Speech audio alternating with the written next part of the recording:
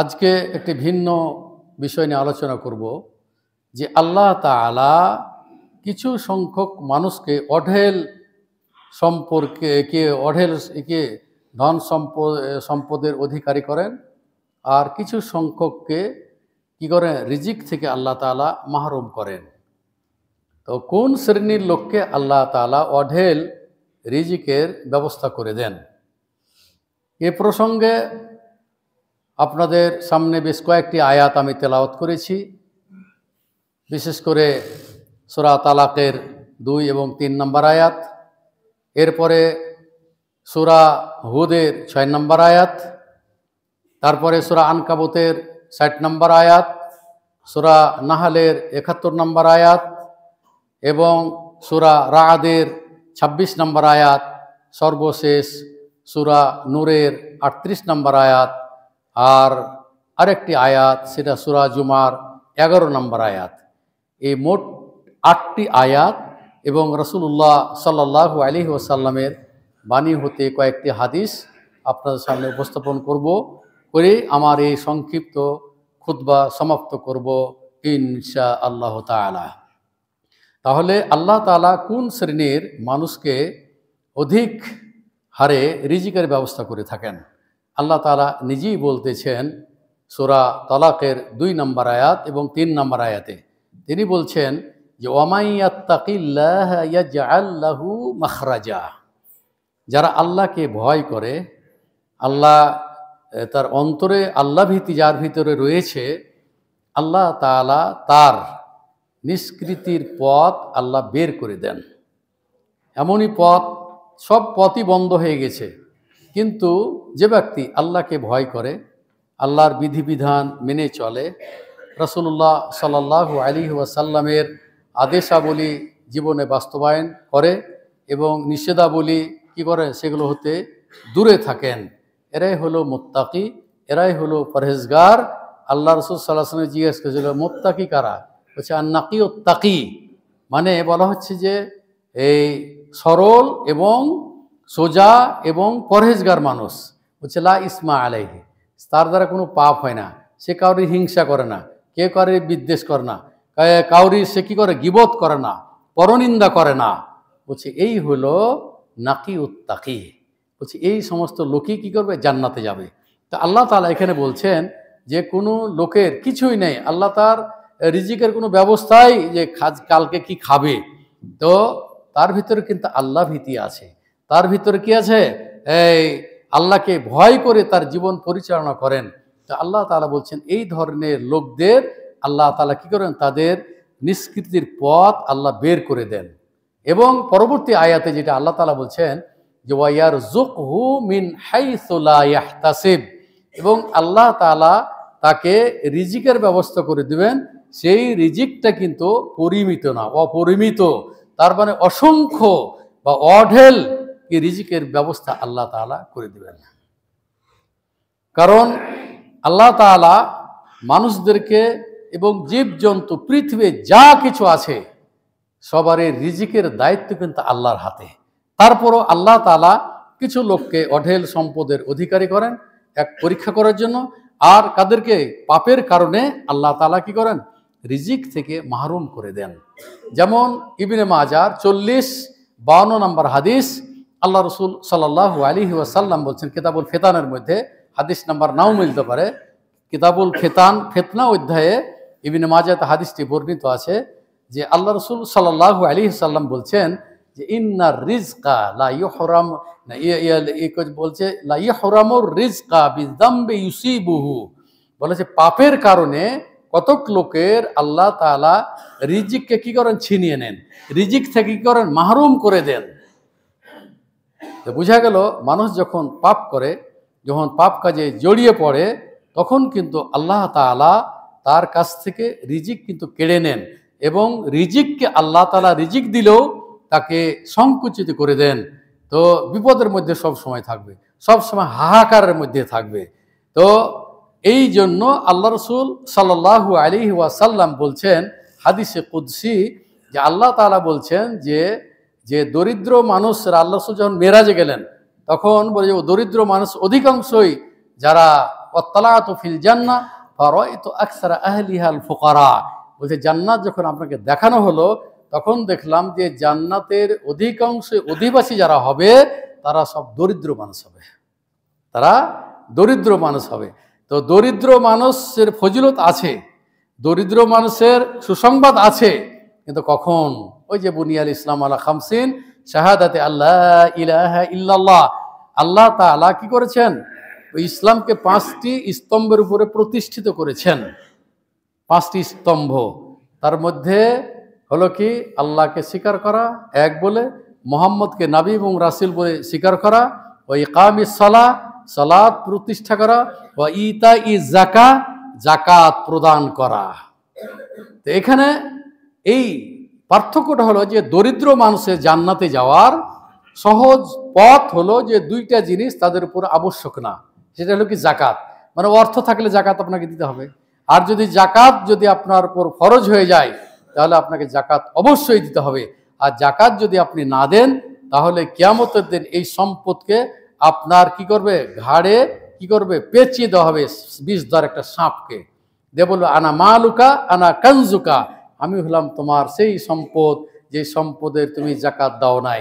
ওই সম্পদ যেই সম্পদকে তুমি সঞ্চয় করে রেখেছিলে, সেই আমি কিন্তু সাপ না, আল্লাহ তাআলা সাপ স্বরূপ তার ওই জাকাত যে দেয় নাই ওই পুরো সম্পদটাকে সাপের আকৃতি করবে, করার পরে তখন তাকে কি করবে? দংশন করতে থাকবে, তাকে দংশন করতে থাকবে।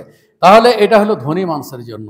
তাহলে আল্লাহ তাআলা যাদেরকে সম্পদশালী করেছেন, যাদেরকে আল্লাহ তাআলা অর্থ দিয়েছেন, তারা যদি সঠিকভাবে জাকাত যদি বের না করে তাহলে তাকে এই শাস্তি ভোগ করতেই হবে, এই শাস্তি তাকে ভোগ করতে হবে। তাইলে ইসলামের স্তম্ভ কয়টি বললাম? 5টি। তার মধ্যে আরেকটি হলো যে ওয়া হাজ্জিল বাইত মান ইসতাতা ইলাইহি সাবিলা। বলছে যার হজে যার সামর্থ্য আছে, যার টাকা পয়সা আছে, হ্যাঁ, সে যদি হজ না করে তাহলে সেও কিন্তু পাপী হবে এবং তাকেও শাস্তি ভোগ করতে হবে। কারণ সালাত যেমন পরিত্যাগ করলে তাকে শাস্তি ভোগ করতে হবে, অনুরূপভাবে 5টি যে স্তম্ভ এগুলোর মধ্যে কোনো একটি যদি কেউ ছেড়ে দেয় তাহলে তাকে শাস্তি ভোগ করতে হবে। তাহলে গরিব মানুষ এখানে যেহেতু হজ করতে পারবে না, তার টাকা পয়সা নাই, তাহলে এখান থেকে সে বেঁচে গেল, এবং অর্থ সম্পদ নাই, জাকাত দেওয়া থেকে সে কি বেঁচে গেল। বাকি থাকলো 3টি। একটা কি? যে সে ঈমান বিল্লাহ ওয়া রাসূলিহি, এটা তো হতেই হবে, আল্লাহ এবং আল্লাহ রাসূলের উপর কি বিশ্বাস স্থাপন করা। এরপরে রমজান মাসের কি করা? সিয়াম পালন করা, 5 ওয়াক্ত সালাত আদায় করা, আর কি রমজান মাসের সিয়াম পালন করা। কিন্তু এই রমজান মাস আসছে দেখবেন যে অধিকাংশই দরিদ্র মানুষ যারা, তারা কিন্তু সিয়াম পালন করে না, তারা সিয়াম পালন করে না। অধিকাংশই দরিদ্র মানুষ যারা, যারা রিক্সা চালায়, কিছু সংখ্যক লোককে দেখেছি। আমাদের মাঝে এক ভাই আসতেন, ওই যে আমাকে জুমার পরে আমার বাসা নিয়ে যেত, ওই লোকটি মারা গেছে। দোয়া করি আল্লাহ তাআলার কাছে যে আল্লাহ যেন তাকে জান্নাতবাসী করেন। ওই একটি লোককে দেখেছি যে রমজান মাসে রিক্সা চালিয়েও সে কি করছে? এই সিয়াম পুরুষ হয় পরিত্যাগ করে নাই, পুরুষ হয় রোজা সে ছাড়ে নাই। তাহলে তার ভিতরে আল্লাহ ভীতি ছিল, যার কারণে একজন রিক্সা চালক তারপরেও সে কি হচ্ছে? সিয়াম পালন করেছে। কিন্তু অধিকাংশ মানুষ তারা যুক্তি দেখায়, শরীয়তে কোনো যুক্তি চলবে না। হ্যাঁ, তোমাকে আল্লাহ তাআলা সৃষ্টি করেছেন তোমাকে কি করে? আল্লাহ তাআলার ইবাদত করার জন্য। আর তুমি ওই যুক্তি দেখাইলা রিক্সা চালিয়ে আবার কোনদিন রোজা করা যায়, সিয়াম পালন করা যায়? এই হলো দরিদ্র মানুষের কারবার। এবং আপনারা যদি আশেপাশে হাটগুলিতে যান, যদি আপনি দেখেন ওখানে গিয়ে ঢুকতে পারবেন না, এত সিগারেট আর বিড়ির যে ওখানেই চলে, ধোঁয়া আর ধোঁয়া পুরো হাট। তার মানে অধিকাংশই ওখানে দেখবেন যে দরিদ্র মানুষরাই ওখানে কি দালাল আছে, গরু ধরে নিয়ে আছে, তারপর নিয়ে যাচ্ছে, রাখাল আছে, গাড়ি চালক আছে, বিভিন্ন শ্রেণীর লোক আছে ওখানে। অধিকাংশই দরিদ্র মানুষ, তারা কি করে? এই হারাম তারা খাচ্ছে, ভক্ষণ করছে। বিড়ি, সিগারেট, গুল, জর্দা। আপনি জর্দা বাদ দেবেন, জর্দাটাও হারাম, কারণ ওটা আরো মারাত্মক, ও চিবিয়ে খেয়ে নিচ্ছে। সিগারেট আরো ক্ষতিকারক, নিজে খাচ্ছে আর ধোঁয়া কি করছে? আরেকজনের ভিতরে যাচ্ছে। আমি যেটা বলতে চাচ্ছিলাম, এখানে বলা উদ্দেশ্য যেটি, যে দরিদ্র মানুষেরা আল্লাহ রাসূল বলছেন যে আমি জান্নাতে যাই, যখন আমাকে দেখানো হলো তখন দেখলাম যে অধিকাংশই জান্নাতের অধিবাসী দরিদ্র মানুষ। তার কারণ হলো যে তাকে জাকাতেরও হিসাব দিতে হবে না, তাকে হজেরও হিসাব দিতে হবে না, শুধুমাত্র যে সহজ 3টি জিনিস, সেই তিনটি জিনিস দরিদ্র মানুষের জন্য এটা পালন করা খুবই সহজ, কিন্তু দেখা যায় তারা দিনও বোঝে না, ইসলামও বোঝে না, সালাত কি জিনিস সেটাও তারা বুঝে না। সালাত যে ফরজ এটা বুঝে না, সালাত না আদায় করলে যে জাহান্নামে যাবে এটাও সে শুনে না। আল্লাহ রাসূল সাল্লাল্লাহু আলাইহি ওয়াসাল্লাম হাদিসে কুদসির মধ্যে বলছেন যে আনা কোছে আল্লাহ আশুদ্দুল ফাকরা, বলছে আমি এর দারিদ্রতা বা দরিদ্রতা কখনোই বন্ধ করব না। তার মানে যে আল্লাহর বিধিবিধান যদি না মানে তাহলে ওই গরিব কোনোদিন জান্নাতে যাবে না।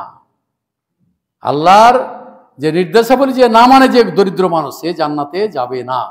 এই জন্য ওখানে কিন্তু শর্ত করে দেওয়া হয়েছে যে এদের জন্য সহজ, তারা যদি ঠিক সেইভাবে তারা যেটা পালন করে তাহলে তাদের জন্য জান্নাত। ওয়াত্তালাতু ফিন্নার ফারাআইতু আকসার আহলিহা নিসা, এবং জাহান্নাম যখন আমাকে দেখানো হলো তখন দেখলাম যে জাহান্নামের অধিকাংশ অধিবাসী হলো নারী। কারণ যে নারীদের মাধ্যমেই পুরুষেরা কি হয়ে যায়, বিভিন্ন পাপে লিপ্ত হয়ে যায়। নারীরা যদি সুযোগ না দেয় কোনো পর পুরুষকে, তাহলে কখনোই সেই পুরুষ তার ধারে কাছে যেতে পারবে না। এই কারণে নারীরা যদি, এই পাপের মূল উৎস হলো নারীদের কি করা, পর্দা করা। আর বেপর্দা বেহায়া হয়ে যখনই চলাফেরা করবে তখনই কিন্তু জেনার যে ধারে কাছে নিয়ে যাওয়ার একটা সুযোগ তৈরি হবে। অতএব মা বোন যারা এখানে আমার বক্তব্য শুনছেন, আপনারা জেনে রাখুন, আপনারা নিজকে, নিজ পরিবারকে কি করেন, আপনারা জাহান্নাম থেকে রক্ষা করুন, বাঁচার চেষ্টা করুন। সকলেই মরণশীল, সকলকে মরতেই হবে।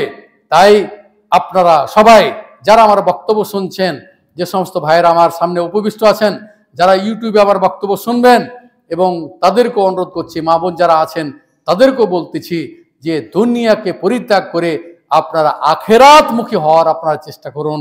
এটা সর্বদাই আপনার ব্রেনে, আপনার মাথায় এটা রাখতে হবে। হারাম খেয়ে আর কয়দিন আপনার জীবনটাকে অতিবাহিত করবেন? হারাম খেয়ে যদি কেউ মৃত্যুবরণ করে, আল্লাহ রাসূল সাল্লাল্লাহু আলাইহি সাল্লাম বলছেন লা ইয়াদখুলুল জান্নাতা জাসাদুন গুযিয়া বিল হারাম, বলছে ওই বডি জান্নাতে যাবে না যে বডি কি হারাম দ্বারা গঠিত হয়েছে। সুতরাং চেষ্টা করতে হবে, আপনাকে বাঁচার চেষ্টা করতে হবে, এখনো সময় আছে। হারাম পরিত্যাগ করুন এবং আল্লাহকে ভয় করুন। যে আয়াতটা আপনাদের সামনে আমি তেলাওয়াত করেছি, ওমাইয়াত্তাকিল্লাহা ইয়াজআল লাহু মাখরাজা, বলা হচ্ছে যে যে আল্লাহকে ভয় করে আল্লাহ তাআলা তার নিষ্কৃতির, তার পথকে আল্লাহ তাআলা বের করে দেন, এবং তার কাজগুলিকে আল্লাহ তাআলা সহজ করে দেন, এবং আল্লাহ তাআলা এর মাধ্যমে তার পাপ রাশিকে আল্লাহ তাআলা কি করেন, ক্ষমা করে দেন। ওয়ায়ুযিম লাহু আজরা, এবং তাকে মহা পুরস্কারে কি করবেন, পুরস্কৃত করবেন। তিনটি আয়াত, এখানে যে দুইটি আয়াত পড়েছি, পরে সূরা সূরা তালাকের 4 এবং কি 5 নম্বর আয়াত, যে আপনার অপরিমিত অসংখ্য অঢেল রিজিকের ব্যবস্থা আল্লাহ তাআলা করে দিবেন। 2, আল্লাহকে ভয় করলে আল্লাহ তাআলা তার কাজগুলিকে, কঠিন কাজগুলিকে আল্লাহ কি করবেন, সহজ করে দিবেন। 3, কেউ যদি আল্লাহকে ভয় করে তাহলে আল্লাহ তাআলা তার পাপ রাশিকে ক্ষমা করে দিবেন। ওয়া ইউযিম লাহু আজরা, এবং তাকে মহা পুরস্কারে পুরস্কৃত করবেন। দেখুন সূরা তালাকের 2 থেকে 5 নম্বর আয়াত তেলাওয়াত করুন, অনুবাদ দেখুন, এবং নিজের জীবনে সেগুলো বাস্তবায়ন করার আপনি চেষ্টা করুন। আমি যেটা বলেছিলাম যে সূরা হুদের 6 নম্বর আয়াত, আল্লাহ তাআলা রিজিকের দায়িত্ব নিয়েছেন। সুতরাং আপনি কি খাবেন, কি করবেন, চিন্তা ভাবনা আপনাকে অবশ্যই আমল করে, কাজ করে খেতে হবে, এটাই বিধান। তারপর আল্লাহ তাআলা আপনার রিজিকের দায়িত্ব কিন্তু আল্লাহ তাআলা নিয়েছেন।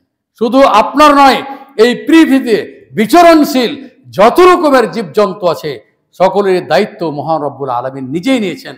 দেখুন সূরা হুদের 6 নম্বর আয়াত, আল্লাহ তাআলা বলতেছেন ওমা মিন দাব্বাতিন ফিল আরদি ইল্লা আলাল্লাহি রিজকুহা, বলছে এই পৃথিবীতে, এই ভূখণ্ডে যত রকমের, এই ভূপৃষ্ঠে যত রকমের বিচরণশীল জীবজন্তু রয়েছে আল্লাহ তাআলা সবারই রিজিকের দায়িত্ব নিয়েছেন। তাহলে আল্লাহ তাআলা নিয়েছেন। এবং আপনারা জানেন যে কত জীবজন্তু তারাও কি খাদ্য গ্রহণ করে, আল্লাহ তাআলা সেটাও বলতেছেন সূরা আনকাবুতের 60 নম্বর আয়াতে আল্লাহ তাআলা বলতেছেন, ওয়া কাইয়্যিম মিন দাব্বাতিন লা তাহমিলু রিজকাহা ওয়াল্লাহু ইয়ারযুকুহা ওয়া ইয়্যাকুম। দেখুন সূরা আনকাবুতের 60 নম্বর আয়াত, আল্লাহ তাআলা বলতেছেন যে কতক জীবজন্তু তাদেরও কি খাদ্যর ব্যবস্থা রয়েছে, কিন্তু লা তাহমিলু রিজকাহা, কিন্তু তারা কি করে, তারা খাদ্য গুদামজাত করে না, মানে তারা খাদ্য সংগ্রহ করে রাখে না। তাহলে কতক জন্তু আছে, কতক এই জন্য বলা হলো, যেখানে মিন শব্দ এসেছে, কতক এই জন্য বলা হলো যে কিছু জীবজন্তু আছে তারা কি করে, খাদ্য সংগ্রহ করে রাখে।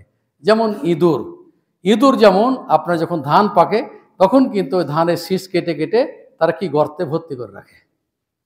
তাহলে এই জন্য আল্লাহ তাআলা বলছেন ওয়া কাইয়্যিম মিন দাব্বাতিন, কতক জীবজন্তু তাদের কি রিজিকের ব্যবস্থা আল্লাহ তাআলা করেছেন, কিন্তু লা তাহমিলু রিজকাহা, কিন্তু তারা খাদ্য মজুদ করে না, খাদ্য মজুদ করে না। তার কারণ যে আল্লাহু ইয়ারযুকুহা, আল্লাহ তাআলা তাদের খাদ্যের ব্যবস্থা করেছেন, ওয়া ইয়্যাকুম, এবং তোমাদেরও কি করেছে, আল্লাহ তাআলা রিজিকের ব্যবস্থা করেছেন, রিজিকের ব্যবস্থা করেছেন। সুতরাং জীবজন্তু যা কিছু এই বিচরণশীল এই পৃথিবীতে আছে সবগুলো রিজিকের দায়িত্ব আল্লাহ তাআলা নিজেই নিয়েছেন। তাহলে রিজিক যেমন কমে যায়, অনুরূপভাবে রিজিক কি হয়ে যায়, আল্লাহ তাআলা বৃদ্ধিও করেন। কতকদেরকে একবারে মাহরুম করে দেন, তার কারণ পাপ করতে করতে করতে এমনই সে পাপ করে ফেলেছে, ফালাম্মা আহাতাত বিহি খাতিআতুহু, সূরা বাকারার 81 নম্বর আয়াত, আল্লাহ তাআলা বলছেন পাপ যখন তার চারিদিক থেকে তাকে যখন ঘিরে ফেলবে তখন তার বাঁচার আর উপায় নাই। কালকে একটা হাদিস পড়ালাম যে আল্লাহ তাআলা কিভাবে রিজিকের ব্যবস্থা করবেন এটা আপনিও উপলব্ধি করতে পারবেন না। কালকে আবু দাউদ পড়াচ্ছিলাম, তখন একটি হাদিস আসলো যে বাবুন ফি দাওয়াবিল বাহার, সমুদ্রে এই প্রাণী খাওয়া সম্পর্কে, সমুদ্রের কি প্রাণী খাওয়া সম্পর্কে অধ্যায়টা রচিত হয়েছে, অধ্যায় রচনা করেছেন। তো ওখানে জাবের থেকে রাদিয়াল্লাহু তাআলা আনহু হতে হাদিসটি বর্ণিত, তিনি বলছেন বাআসানা রাসূলুল্লাহি সাল্লাল্লাহু আলাইহি ওয়াসাল্লাম, আল্লাহ রাসূল সাল্লাল্লাহু আলাইহি ওয়াসাল্লাম আমাদেরকে কি করলেন, এক যুদ্ধে পাঠালেন, এক কাফেলাকে ধরার জন্য। ইরান লে কোরাইশিন, কোরাইশদের একটা কাফেলাকে ধরার জন্য আল্লাহ রাসূল কতগুলো সাহাবীকে তিনি পাঠালেন। ও আম্মারা আলাইনা, জাবের রাদিয়াল্লাহু তাআলা আনহু বলছেন যে আমাদের আমির নিযুক্ত করে দিলেন আবা উবাইদা ইবনুল জাররাহকে, আবা উবাইদা ইবনুল জাররাহকে আমাদের আমির নিযুক্ত করে দিলেন, যাতে করে নাতালাক্কা ইরান লে কোরাইশিন, যাতে করে আমরা কোরাইশদের ওই কাফেলার মুখোমুখি হতে পারি। তাদের যে অন্যায়ভাবে তারা আমাদেরকে খাদ্য দেয় না, তারা সিরিয়া থেকে খাবার নিয়ে চলে যায় মক্কাতে, তারা দেয় না, আল্লাহ রাসূল নির্দেশ দিলেন যে তাদেরকে ধাওয়া করো, এদেরকে ধরো। গেলাম, তারপরে আবু উবাইদা রাদিয়াল্লাহু উবাইদুল জাররাহ তিনি কি করলেন, এক ব্যাগ খেজুর সাথে নিলেন। আর লোক কত ছিল, 300 জন ছিল। কত, 300 জন ছিল। তারপরে খেজুর তখন বলছে ফাকানা আবু উবাইদা ইউতিনা তামরাতান তামরাতান, আবু উবাইদুল জাররাহ আমাদেরকে এক একটি করে খেজুর দিলেন, একটা একটা করে। তারপর বলছেন কুন্না নামুসুহা কামা ইয়ামুসু সাবি, বলছেন যে আমরা একটা খেজুর খেয়ে ওই আঁঠি আমরা বাচ্চাদের মতো কি চুষতে থাকলাম। এইভাবেই খেতে খেতে আমাদের খেজুরও শেষ, খেজুর খাওয়াও শেষ আমাদের। তো এরপরে আমরা পানি খেতাম, আঁঠি চুষে চুষে আমরা কি করতাম, পানি খেতাম, খাওয়ার শেষ। যা খেজুর ছিল 300 জন মানুষ একটা একটা করে দিয়ে দিতে খেজুর শেষ। এরপরে জাবের রাদিয়াল্লাহু তাআলা আনহু বলছেন তখন আমরা গাছের পাতা তখন কি করলাম, পাড়তে আরম্ভ করলাম লাঠি দিয়া। নাজরিবু বিহা বিআসিনা, বিআসিনা বলছে আমরা আমাদের লাঠি দিয়ে, আল খাবাত বলা হয় যে কোনো গাছের পাতাকে বলা হয়। তো গাছের পাতা আমরা কি করলাম, লাঠি দিয়ে পেড়ে পেড়ে ওই পানিতে ডুবিয়ে রেখে আমরা সেটা পান করতাম। এইভাবে একদিন এক রাত্রি অতিবাহিত হলো। এরপরে আমরা পৌঁছলাম সাহিল বাহার, শাতিল বাহার, আমরা সাগর পাড়ে যেতে যেতে দেখলাম একটি কালো ধরনের, বলছে একটা বালুর টিলার নেই, একটা কি যেন ওখানে পড়ে আছে। আমরা যখন কাছাকাছি গেলাম তারপরে দেখলাম যে একটি জন্তু। তখন আমির আবু উবাইদা ইবনে জাররাহ তিনি বলতেছেন জাহাদিহি মাইতা লা তাহিল্লু লানা, বলছে এটা তো মৃত জিনিস, এটা আমাদের জন্য হালাল নয়।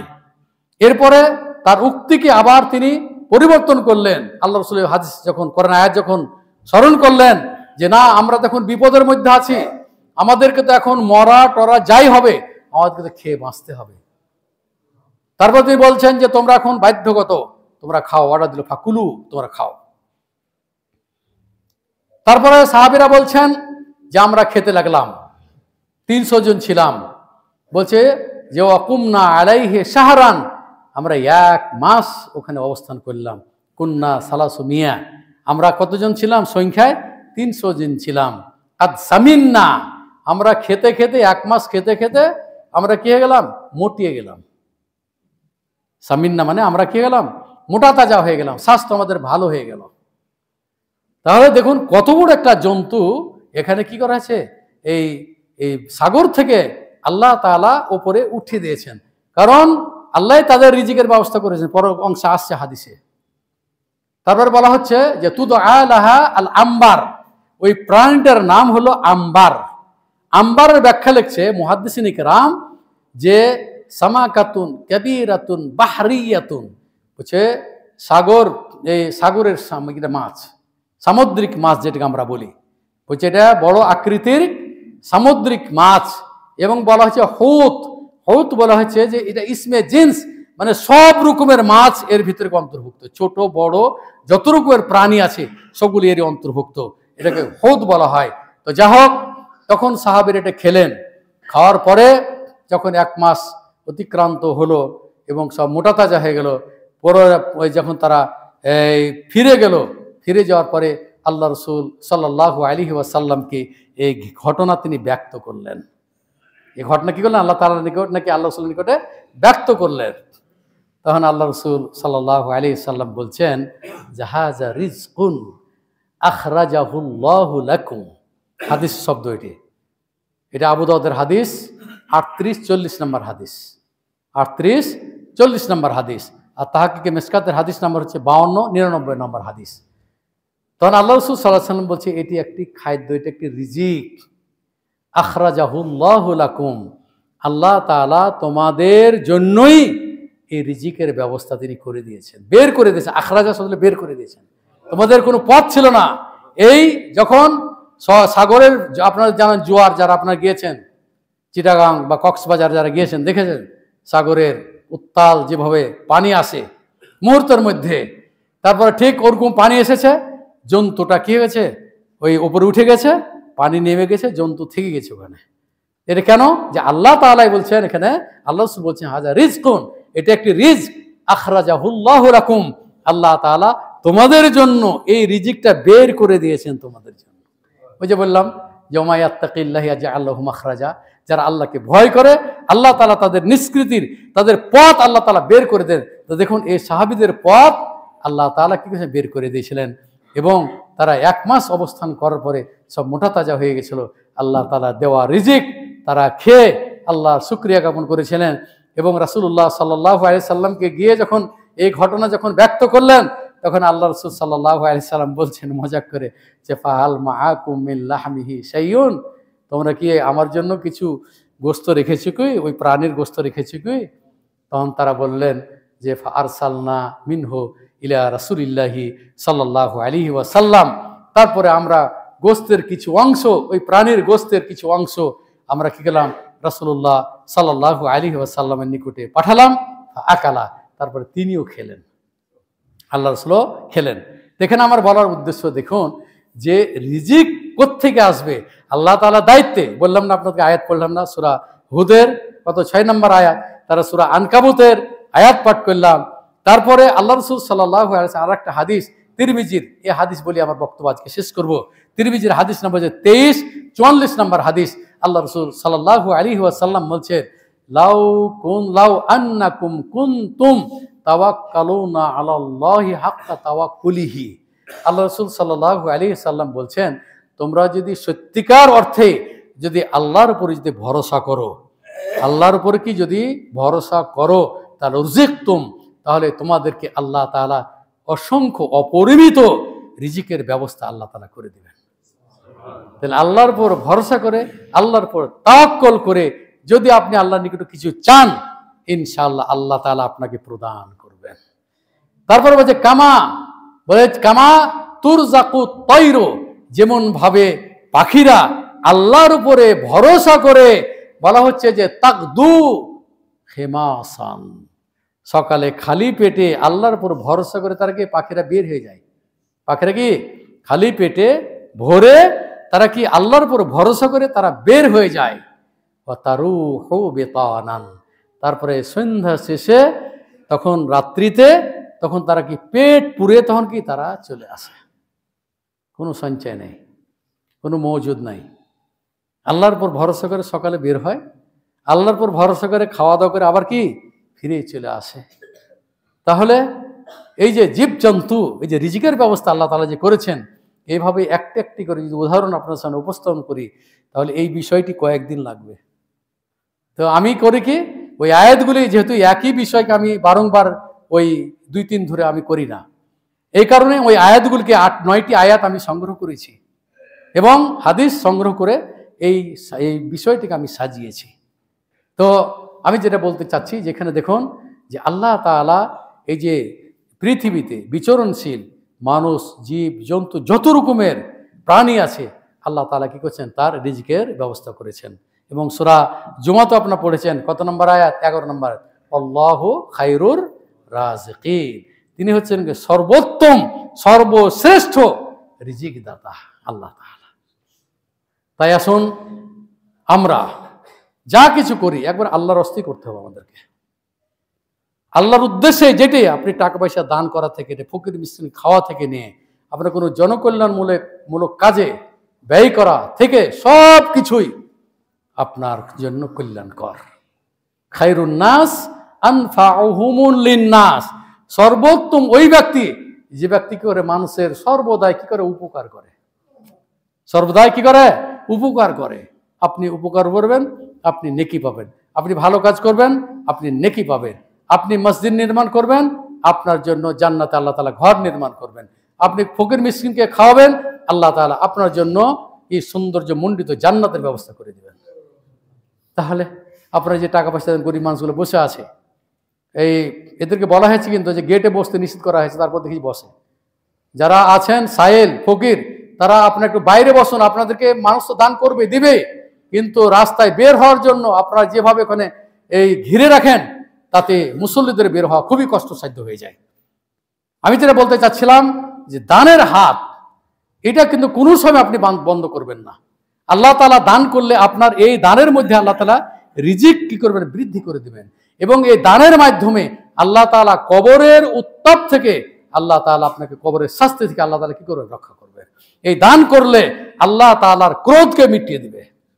তাহলে বড় ফজিলত রয়েছে। সুতরাং এই মসজিদে আজ থেকে না, কখন থেকে মসজিদে নির্মিত হয়েছে, তখন থেকে যে সমস্ত ভাইয়েরা মসজিদে দান করেছেন এবং তারা মৃত্যুবরণ করেছেন, এবং বহু মানুষ দানশীল যারা মসজিদে দান করে আজ 3 তলা পর্যন্ত মসজিদ হয়ে গেছে, আলহামদুলিল্লাহ আপনাদের দানের মাধ্যমে।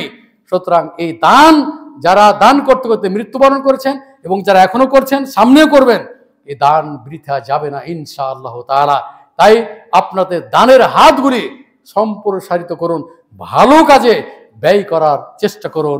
হে মহান রব্বুল আলামিন, দোয়া করি সবার জন্য, যারা অসুস্থ আছে সমস্ত অসুস্থ ভাইদের জন্য দোয়া করতেছি। হামিদুজ্জামান ভাই সহ আমাদের, তিনি একজন ডোনার, তিনি এতিমের, তিনি একজন অভিভাবক, তিনি একজন গরিবের অভিভাবক, তিনি মসজিদে একজন দানশীল। বেচারা ব্রেন ক্যান্সারে, টিউমার থেকে ক্যান্সারে রূপান্তরিত হয়েছে। আল্লাহ যেন ভাইকে যেন দ্রুত সুস্থতা দান করেন। আরও যে সমস্ত ভাইরা অসুস্থ আছেন সবার জন্য দোয়া করতেছি। হে মহান রব্বুল আলামিন, তুমি সকল দিনই ভাইকে তুমি কি করো, সুস্থতা দান করো। আজহিল বাস রব্বান নাস ওয়াসফি আনতা শাফি লা শিফা ইল্লা শিফাউকা শিফা আল্লাহ ইগাদিরু সাকামা। অনেক ভাই মৃত্যুবরণ করেছেন এবং অনেকের জানাজায় অংশগ্রহণ করতে পারি নাই, এবং তারা কবরে শায়িত আছে এবং তারা কবরে শয়ন করছে, তারা চলে গেছে আল্লাহর পথে। সুতরাং তাদের জন্য দোয়া করি, হে মহান রব্বুল আলামিন, তুমি তাদেরকে কবর আযাব থেকে রক্ষা করো। আল্লাহ, তুমি তাদেরকে জাহান্নাম থেকে রক্ষা করো। আল্লাহ, তুমি তাদেরকে জান্নাতুল ফিরদাউস নসিব করো। আল্লাহ, তুমি তাদের ভুল ত্রুটিগুলোকে আল্লাহ তুমি ক্ষমা করে দাও। আমরা মোমেন মুসলমান নারী পুরুষ যারা এখানে আছি এবং যারা বক্তব্য শুনছেন, সকলের জন্য দোয়া করছি, আমরা যদি মৃত্যুবরণ করি তাহলে মোমেন হয়ে যেন মৃত্যুবরণ করতে পারি। আল্লাহ, তুমি আমাদেরকে সেই তৌফিক দান করো। রব্বানা আতিনা ফিদ দুনিয়া হাসানা ওয়া ফিল আখিরাতি হাসানা ওয়া কিনা আযাবান নার। রব্বানা তাকাব্বাল মিন্না ইন্নাকা আনতাস সামিউল আলিম ওয়া তুব আলাইনা ইন্নাকা আনতাত তাওয়াবুর রহিম।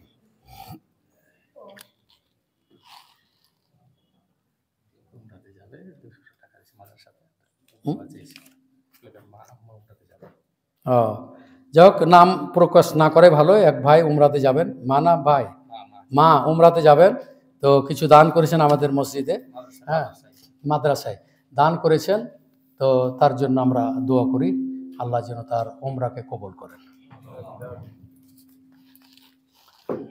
তাআদুল ইবাদাল্লাহ রাহিমাকুমুল্লাহ, ইন্নাল্লাহা ইয়া'মুরু বিল আদলি ওয়াল ইহসান ওয়া ইতা'i যিল কুরবা ওয়া ইয়ানহা আনিল ফাহশাই ওয়াল মুনকারি ওয়াল বাগই ইয়া'iযুকুম লাআল্লাকুম তাযাক্কারুন। উযকুরুল্লাহা ইয়াযকুরকুম ওয়াদউহু ইস্তাজিব লাকুম ওয়া লা যিকরুল্লাহি তাআলা আউলা ওয়া জাল্লা ওয়া তাম্মুহু আকবার। আমি অনেক সময় এই নাম গোপন রাখি এই জন্য যে আর বিরাট ফজিলত রয়েছে, তো এই ফজিলতের জন্য পান, এই জন্য অনেক সময় আমি নাম প্রকাশ করি না।